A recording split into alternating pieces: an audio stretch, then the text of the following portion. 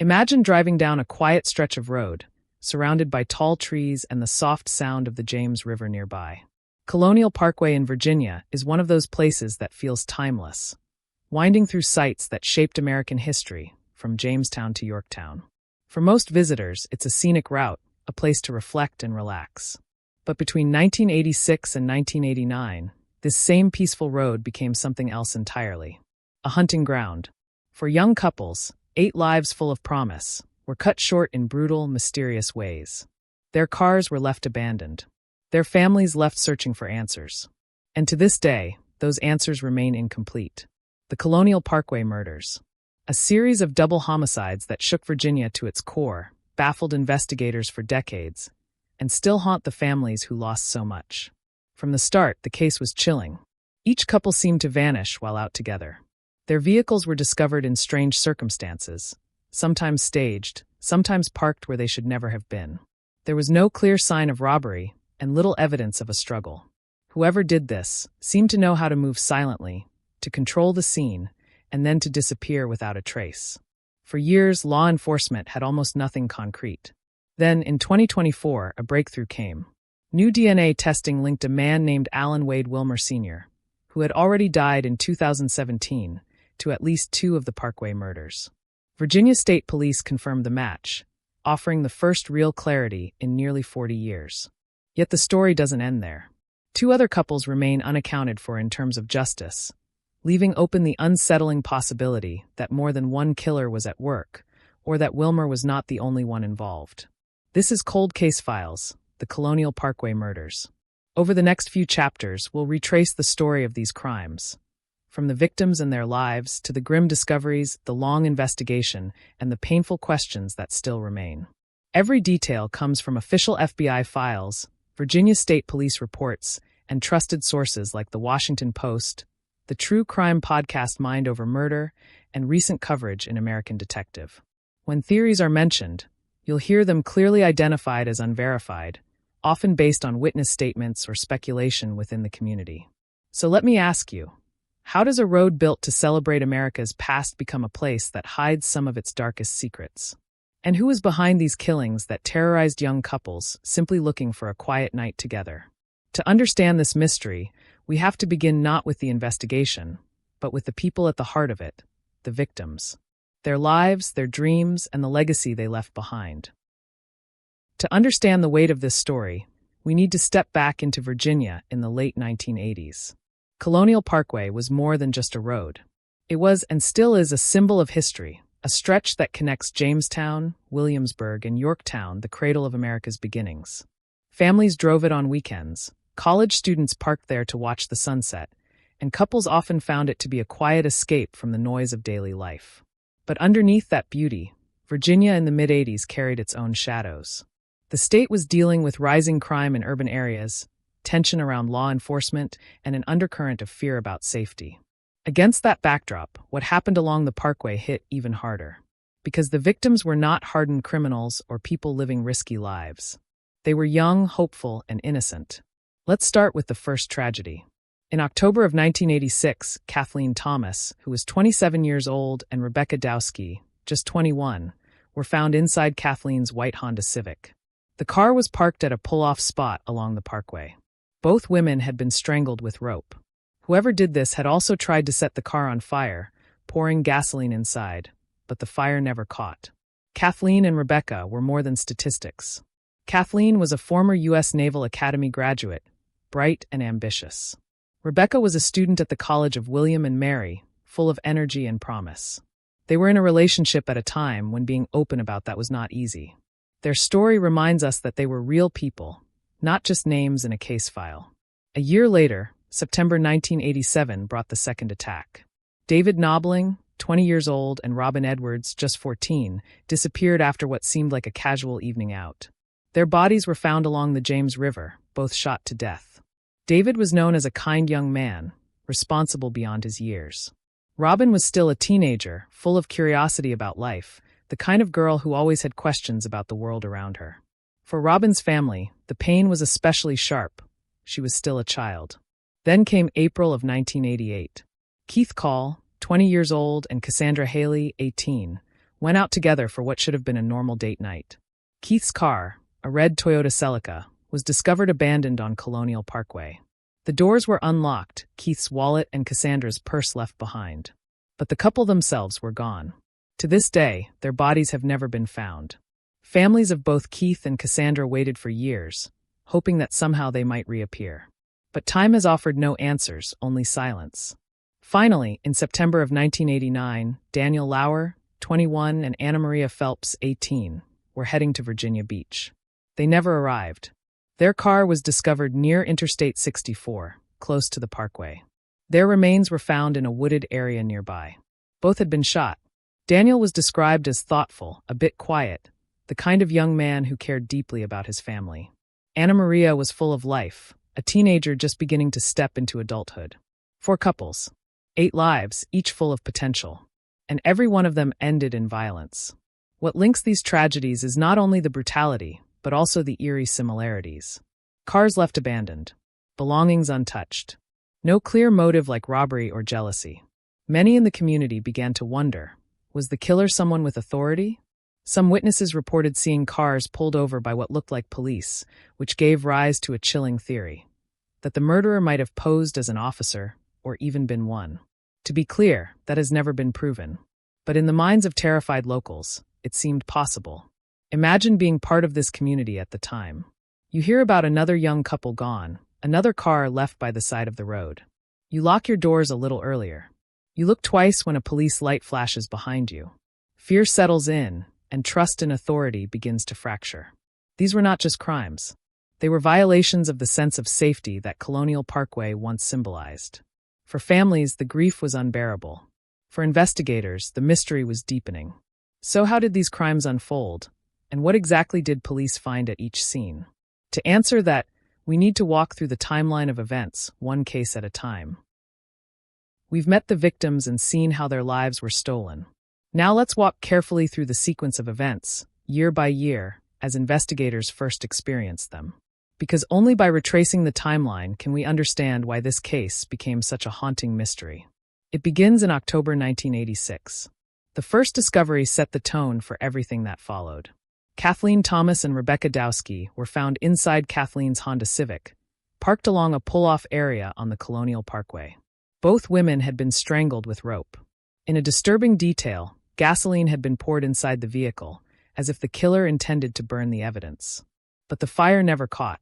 To investigators, this raised immediate questions.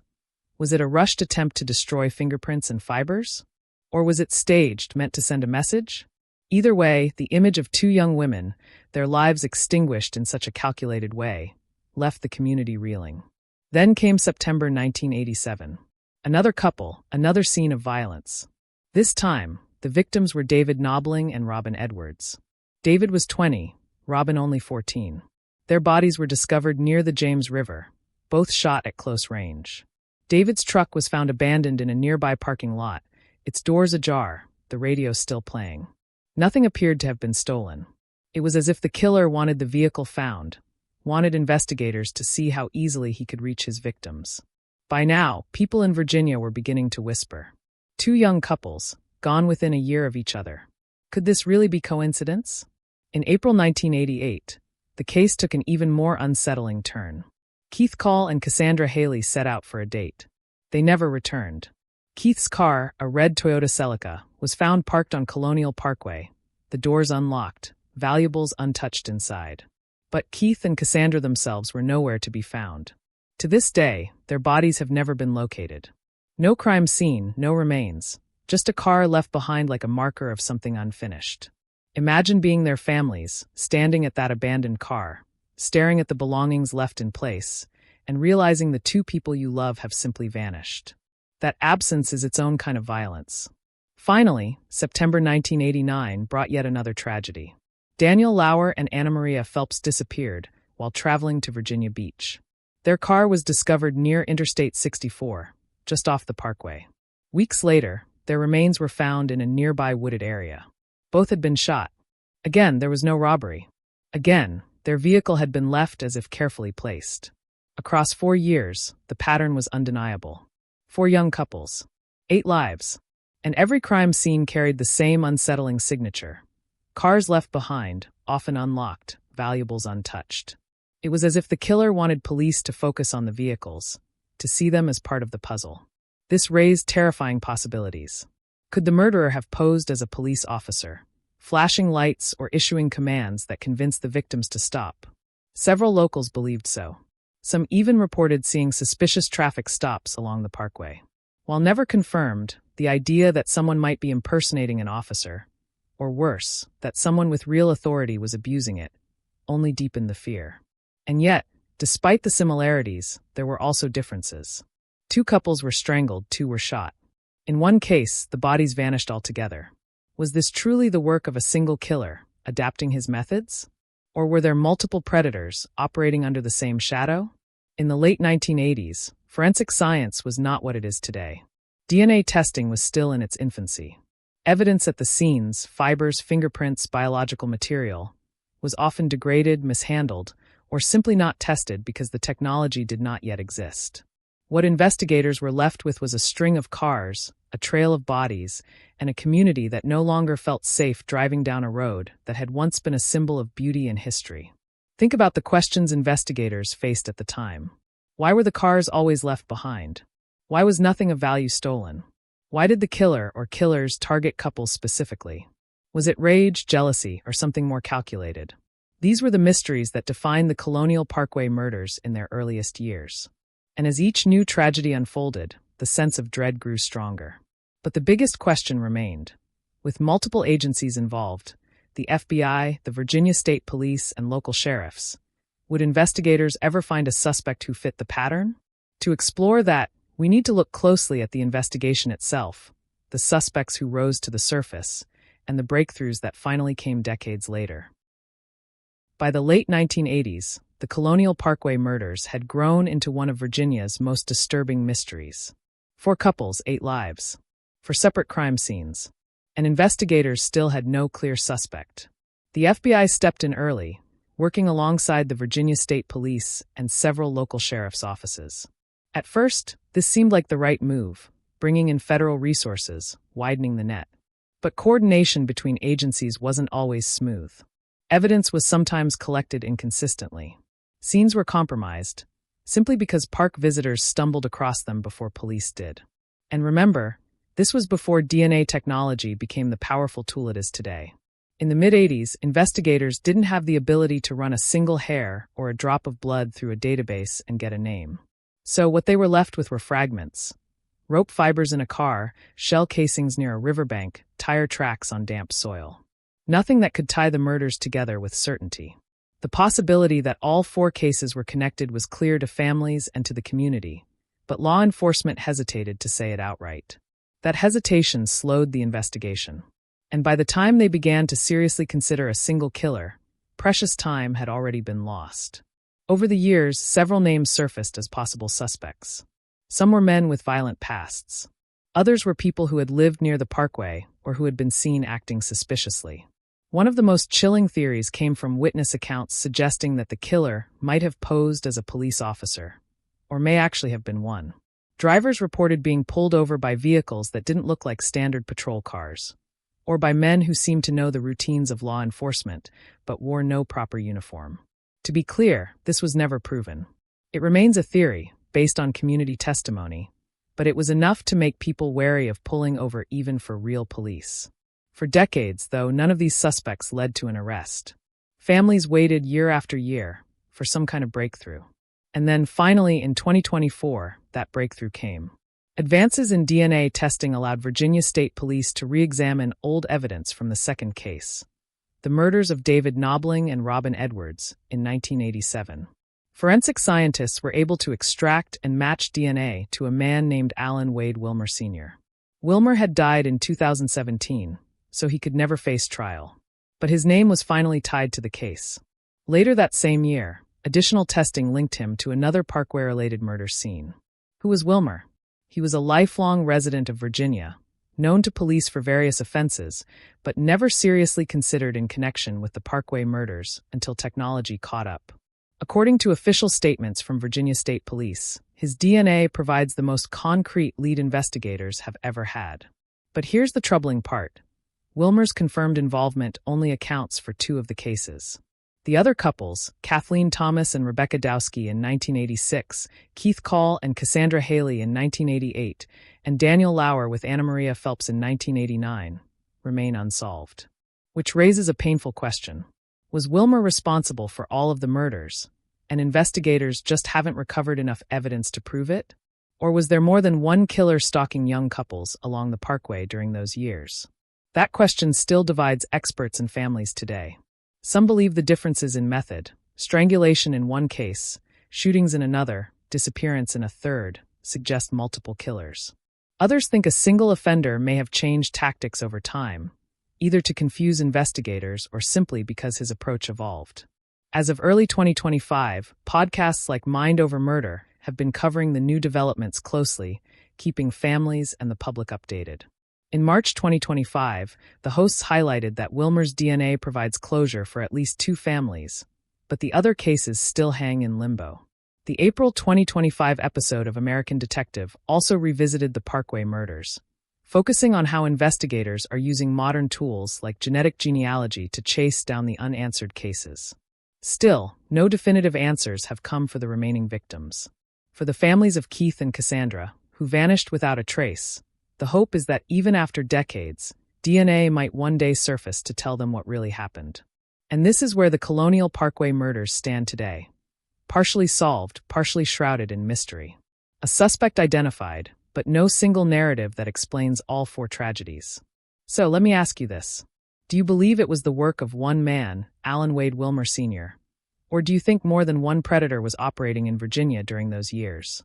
The evidence leaves room for both possibilities. What is certain is that these investigations reveal not only the limits of technology in the past, but also the resilience of families who have demanded answers for nearly 40 years. Which brings us to a final question. After all this time, what lessons does the Colonial Parkway case leave behind? For investigators, for families, and for communities that still live with the shadow of unsolved crimes. So here we are, for decades after the first attack along that quiet stretch of Colonial Parkway. 8 young lives full of promise, all cut short. Families left with questions that never stop echoing. The breakthrough in 2024, when DNA finally linked Alan Wade Wilmer Sr. to at least 2 of the murders, was a turning point. For some, it brought a measure of justice. But for others, the wait continues. Because the truth is, most of the Colonial Parkway murders remain unsolved. And until answers come, the shadow of this case still lingers over Virginia and over everyone who remembers those years of fear. This story reminds us of 2 things. First, how fragile trust can be, when even the possibility of a killer posing as a police officer made people afraid to pull over on the side of the road. And second, how powerful science has become. DNA gave investigators what they couldn't find back in the 80s, a name, a face, a connection. But science hasn't finished the story yet. And that's where I'll leave the final questions with you. Do you think Alan Wilmer was the only one responsible? Or could there have been more than one predator haunting the parkway? Do you believe today's technology will eventually solve every piece of this puzzle? Or will some secrets remain buried forever? I'd love to hear your thoughts. Share your theories in the comments, and let's keep the conversation alive. Thank you for spending this time with me on Cold Case Files, the Colonial Parkway Murders. If you found this story compelling, subscribe so you don't miss the next deep dive into the mysteries that still demand answers. Because in the end, no matter how many years pass, justice is never too late. And the voices of the victims, they still matter.